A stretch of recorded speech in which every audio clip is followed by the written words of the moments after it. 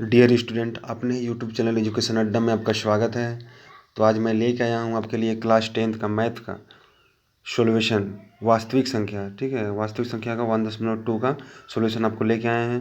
तो आप वीडियो में बने रहिए, आपको इस वीडियो से बहुत सारा एडवांटेज मिलने वाली है। और आप लोग से हम्बल रिक्वेस्ट है कि ये वीडियो को अपने फ्रेंड में भी शेयर करें और लाइक एवं सब्सक्राइब करें। ठीक है, तो एक एक क्वेश्चन को हम लोग सोल्व करते हैं।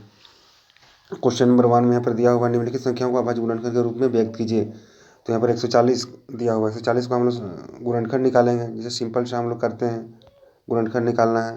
तो 140 का हम लोग गुणनखंड निकालेंगे। तो 140 किससे जाएगा, 2 से जाएगा, 0 है, 2 7 14 और 0। फिर ये किससे जाएगा, फिर 2 से जाएगा, 2 3 6, 2 5 10।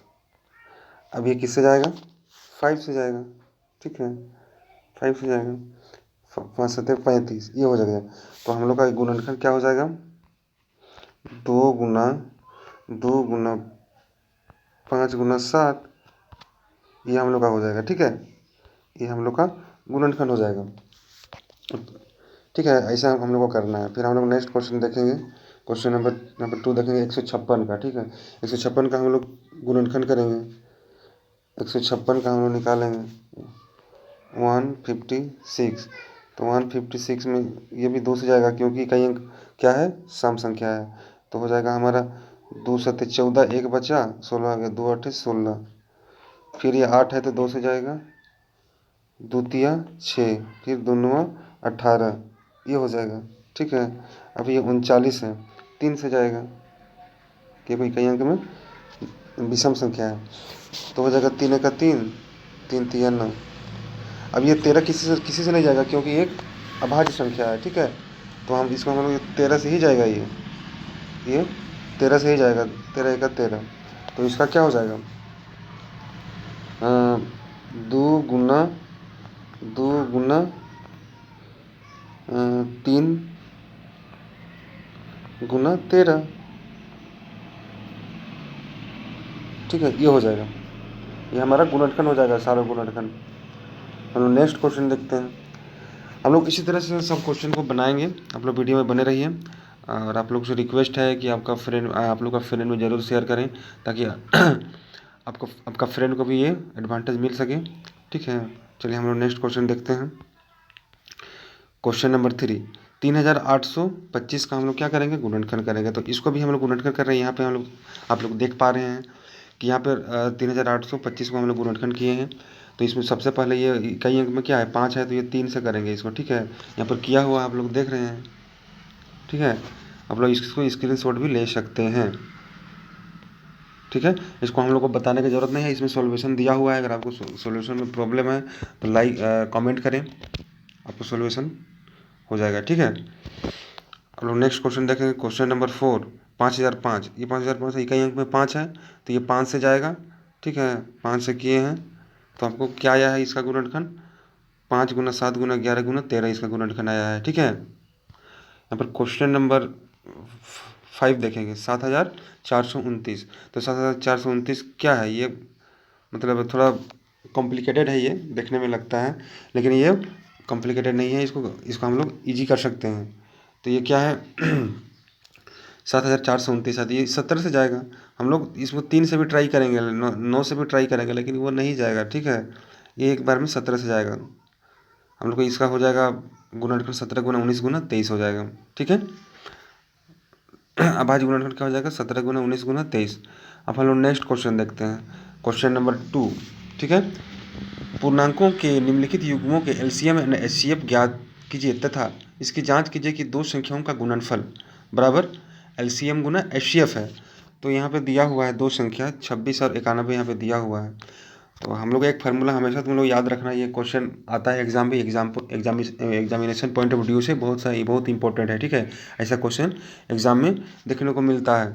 तो इसको हम लोग इस तरह से सॉल्व करेंगे। यहाँ पर दो संख्या दिया हुआ है, हम लोग, ये फार्मूला होता है कि दो संख्याओं का जो गुणनफल होता है वो एलसीएम और एचसीएफ के बराबर होता है। ठीक है, ये फार्मूला है। तो इसी फार्मूला से हम लोग बहुत सारा क्वेश्चन इस चैप्टर से हम लोग बनाएंगे। ठीक है, हम लोग यही फार्मूला से हम लोग एलसीएम का भी फार्मूला डाल सकते हैं, एचसीएफ का ही फार्मूला डाल सकते हैं। ठीक है, जैसे पहले हम लोग क्वेश्चन को सोल्व करते हैं, फिर आपको बताएंगे आगे। जैसे 1 नंबर में 26 गुना 26 और 91 है। ठीक है, 26 और 91 है, तो इसको हम लोग सबसे पहले क्या करेंगे, गुणनखंड विधि से एचसीएफ निकाला है। आप लोग भाग विधि से भी निकाल सकते हैं, लेकिन गुणनखंड विधि से जैसे हम लोग 26 का गुणनखंड करेंगे तो 2 गुना 13 होगा। जब 91 का हम लोग गुणनखंड करेंगे तो 7 गुना 13 होगा। और दोनों में जो कॉमन होगा, ठीक है, दोनों में जो कॉमन होगा वही उसका क्या हो जाएगा, एचसीएफ हो जाएगा। ठीक है, तो यहाँ पे 13 क्या है, कॉमन है, तो यहाँ पे एचसीएफ 13 हो गया है। ठीक है, फिर हम लोग यहाँ पे इसका एलसीएम निकाल देंगे, 26 और 91 का एलसीएम निकालेंगे। एलसीएम तो हम लोग को पता है निकालने कैसे निकाला जाता है। 26 और 91 का हम लोग एलसीएम निकाल देते हैं, 26 91। ठीक है, 26 91 का हम लोग एलसीएम निकालेंगे, तो ये 2 से जाएगा। ठीक है, तो ये 13 बार में जाएगा, और ये नहीं जाएगा तो इसको डायरेक्ट उतार देना है। ठीक है, 91 उतार दिए डायरेक्ट। फिर ये किससे जाएगा, 7 से जाएगा, मतलब हम लोग छोटा से बड़ा की ओर बढ़ना है। ठीक है, तो 13 से भी जा सकता था, 13 को 13 उतार देंगे, नहीं जाएगा तो, अरे ये हो जाएगा 7 एक 7, 7 या 21, 13 बार में ना। फिर ये दोनों में 13 13 है, तो 13 बार में जाएगा, 13 का 13, 13 का 13।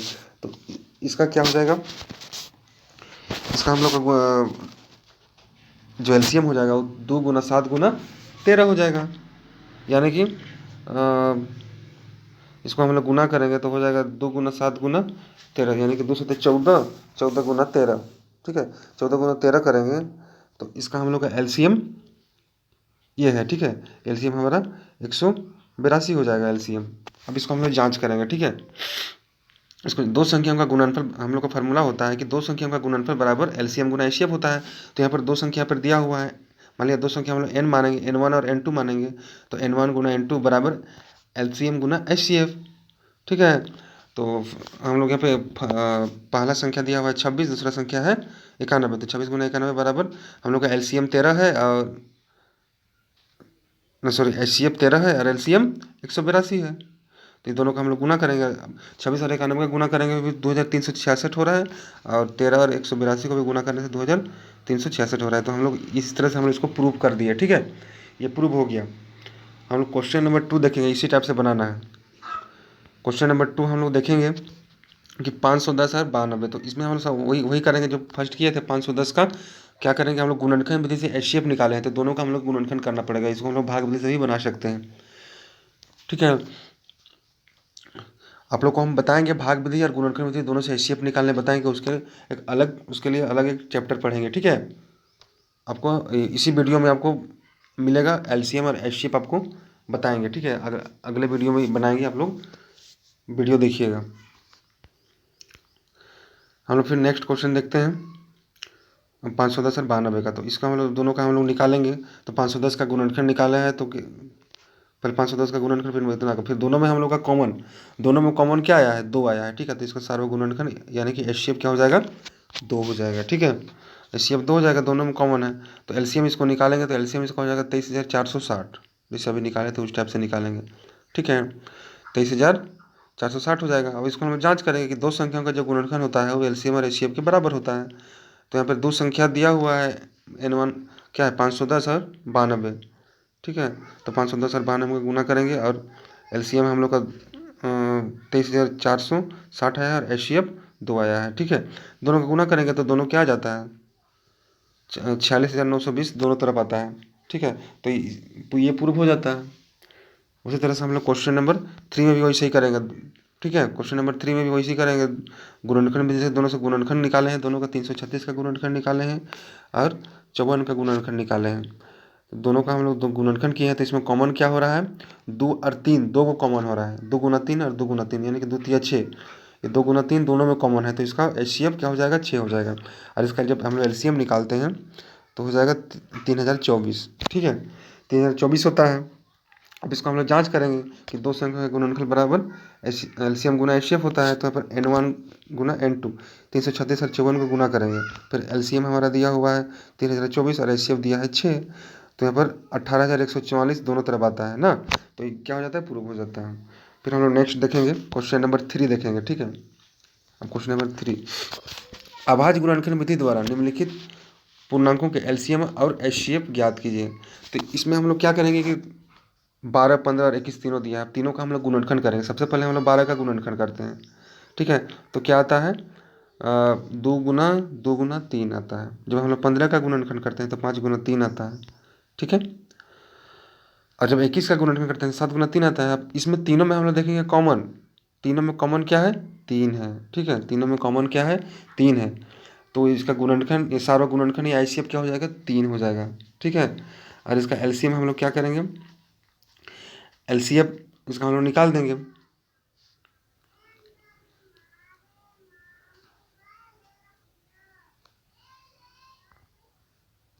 एलसीएम इसका हम लोग, जैसे हम लोग निकालते हैं एलसीएम, वैसे हम लोग निकाल देंगे। जैसे इसका हम लोग एलसीएम हमको निकाल के आपको बता रहे हैं 12, 15 और 21 का, ठीक है। आपको हम एक, जैसे हम लोग मतलब एक क्वेश्चन का आपको जैसे बताएंगे वैसे सारा क्वेश्चन ही बनेगा, ठीक है। तो आपको एक क्वेश्चन का हम एलसीएम निकाल के आपको बताते हैं 12, 15 और 21 का, ठीक है। 12, 15 और 21 का क्या करते हैं, आपको एलसीएम निकाल देते हैं। 12, 15 और 21, ठीक है, इसका एलसीएम। तो 12, 15, 21 का हम लोग एलसीएम निकालेंगे। तो यहाँ पर हम लोग देखते हैं कि 2 से जाएगा, ठीक है। 15 तो नहीं जाएगा, तो 15 को हम लोग 15 ही उतार देंगे। सॉरी 12, 15 और 21 है ना,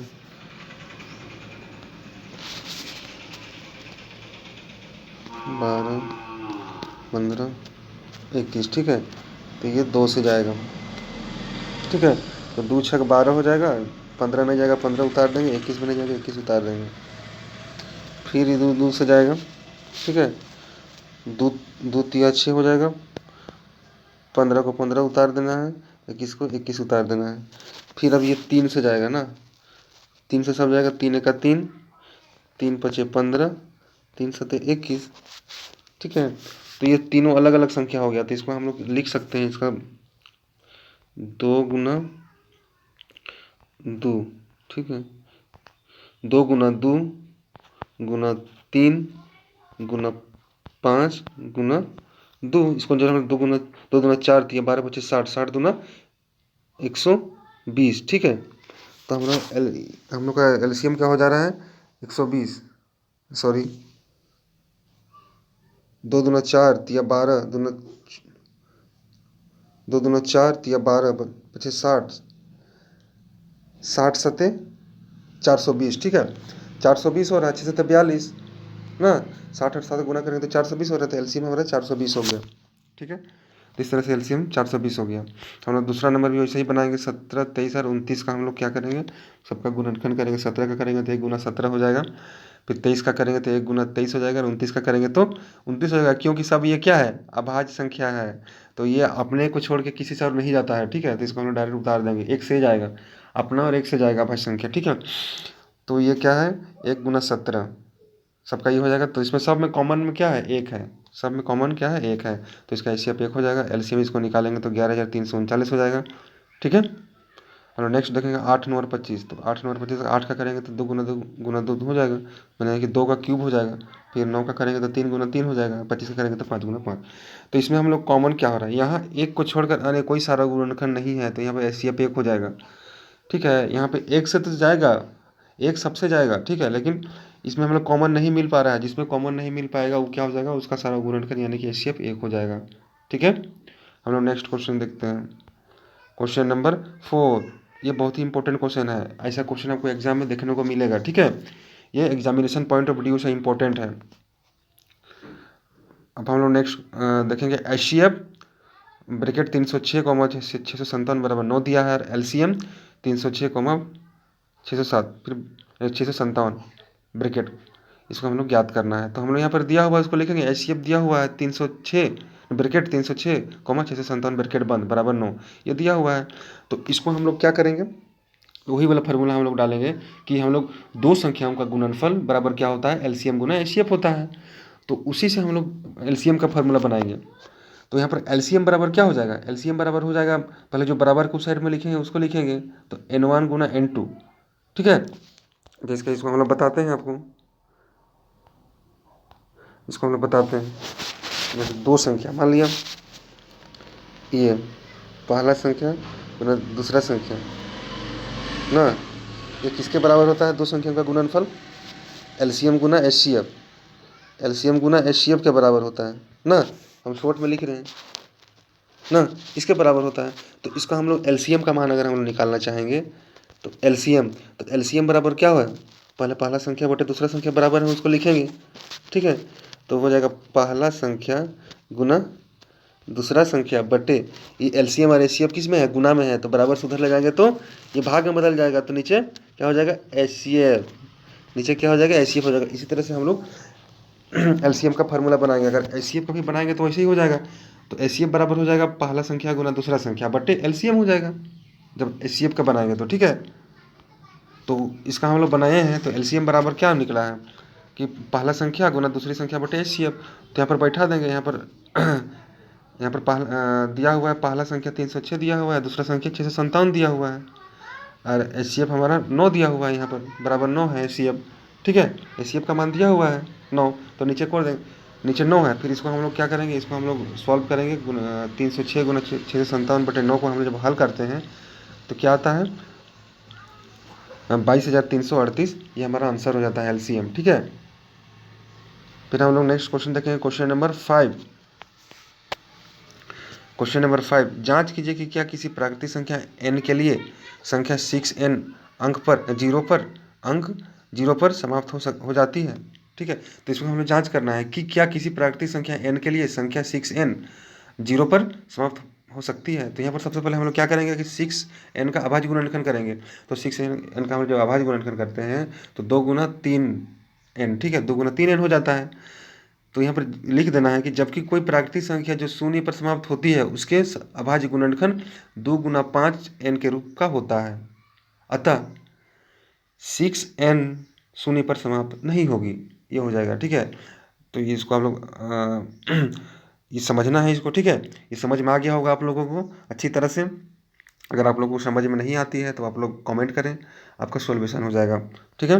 अगर आपको वीडियो अच्छी लगी है तो लाइक करें, सब्सक्राइब करें, अच्छी लग रही है तो, और अपने फ्रेंड में शेयर जरूर करें। चलिए हम लोग नेक्स्ट क्वेश्चन देखते हैं। क्वेश्चन नंबर क्या देंगे? 6। व्याख्या कीजिए 7 गुना 11 गुना 13 प्लस 13 और 7 गुना 6 गुना 5 गुना 4 गुना 3 गुना 2 गुना 1 प्लस 5 भाज्य संख्या क्यों है, ये बोल रहा है। हम लोग इसको क्या करना है? व्याख्या करना है। तो सबसे पहले हम लोग यहाँ पर क्या करेंगे? ए मानेंगे, ए वाला फर्स्ट वाला को पहले सॉल्व करेंगे, 7 गुना 11 गुना 13 प्लस 13 को, ठीक है। तो इसको हम लोग सॉल्व करते हैं तो यहाँ पर ए बराबर 7 गुना 11 गुना 13 प्लस 13 है। तो यहाँ पर क्या करेंगे? 13 2 है, तो 13 का हम लोग कॉमन ले लेंगे, जहाँ पे प्लस है, ठीक है, जहाँ पे प्लस का चिन्ह है उसको हम लोग कॉमन लेंगे। तो अगर 13 का कॉमन लेते हैं तो बाकी बात को जस्ट करता से उतार देना है, और 13 क्या है? 13 का 13 हो गया। तो इसको हम जब सॉल्व करते हैं बाकी बात को उतार दिया, फिर 13 का 13 हो गया, यहाँ पर एक लिखा गया। फिर ये कॉमन मतलब गुना, ठीक है, ये गुना में है। तो हम लोग जो कॉमन ब्रैकेट के अंदर में उसको गुना करते हैं, मतलब इसको सबको गुना करेंगे, 11 प्लस जो प्लस में उसको जोड़ देना है 1, तो 77 प्लस 1 78 हो जाएगा। उसको 13 से गुना कर देंगे तो ये 13 गुना 78 हो गया। तो यहाँ पर हम लोग बोल सकते हैं कि यह एक भाज्य संख्या है, क्योंकि इसके अभाज्य गुणनखंड में एक को छोड़कर अन्य 2 गुणनखंड है, ठीक है। ये एक को छोड़ के ये गुणनखंड है 2, 13 गुना 78, तो ये क्या हो जाएगा? यह एक भाज्य संख्या है, ठीक है। अब उसी तरह से हम लोग बी वाला कभी करेंगे। बी बराबर 7 गुना 6 गुना 5 गुना 4 गुना 3 गुना 2 गुना 1 प्लस 5 है। तो इसमें हम लोग 5 का कॉमन ले लिए हैं, तो 5 का कॉमन लेंगे तो बाकी बात को सबको गुना करते हैं तो कितना आता है? 1008। और यहाँ पे 5 का 5 हुआ, 1 आया है, तो 1008 प्लस ये 1 हो जाएगा 1009, 5 गुना 1009 हो गया। तो यहाँ भी हो जाए कि यहाँ भी एक भाज्य संख्या है, क्योंकि इसके भी अभाज्य गुणनखंड में एक को छोड़कर अन्य 2 गुणनखंड है, ठीक है। समझ में आ गया होगा आपको। हम लोग नेक्स्ट क्वेश्चन देखते हैं। क्वेश्चन नंबर 7, किसी खेल के मैदान के चारों ओर एक वृत्ताकार पथ है।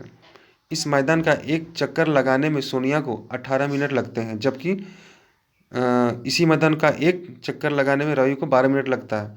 सोनिया को ज़्यादा लगता है और रवि को कम लगता है, ठीक है।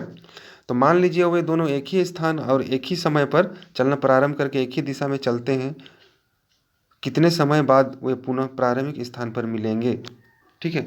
तो यहाँ पर लिखना है कि एक चक्कर लगाने में सोनिया को 18 मिनट लगती है और रवि को एक चक्कर लगाने में 12 मिनट लगता है। तो ये दोनों एक ही स्थान से निकलता है, एक ही जगह उसको पहुंचना है एक ही टाइम में, ठीक है। तो हम लोग क्या करेंगे, इसका एलसीएम कर देंगे, ठीक ठीक है।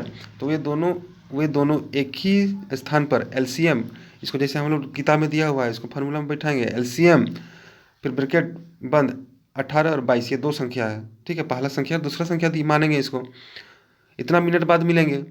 वही दोनों एक ही स्थान पर एलसीएम 18 ब्रैकेट बंद 18, 12 ब्रैकेट बंद मिनट के बाद मिलेंगे। अतः इसको हम लोग लिख सकते हैं कि पहले 18 का हम लोग गुणनखंड निकालेंगे तो 2 गुना 3 गुना 3 हो जाएगा, फिर 12 का 2 गुना 2 गुना 3 हो जाएगा। फिर हम लोग एचसीएफ इसका क्या हो जाएगा, 2 गुना 3 यहाँ पर दोनों में कॉमन है, ठीक है। तो इसका 6 क्या हो जाएगा, हम लोग का एचसीएफ हो जाएगा। तो हम लोग को यहाँ पे एलसीएम इसका निकाल देने के बाद ये क्या हो जाता है, ये उतना देर में मिलेंगे दोनों, ठीक है। उतना देर बाद दोनों मिलेंगे एक साथ। तो यहाँ पर एलसीएम बराबर फार्मूला होता है कि पहला संख्या गुना दूसरी संख्या बटे एचसीएफ। तो यहाँ पर पहला संख्या 18 दूसरी संख्या 12 बटे एचसीएफ 6। जब इसको हम लोग सॉल्व करते हैं तो हम लोग क्या निकलता है, 36 मिनट, ठीक है। तो ये 36 मिनट हो जाएगा। तो यह लास्ट क्वेश्चन था। अगर आपको वीडियो अच्छी लगी है तो लाइक करें, सब्सक्राइब करें और अपने फ्रेंडों में शेयर ज़रूर करें ताकि आपको फ्रेंड को भी ये एडवांटेज मिल सके, ठीक है।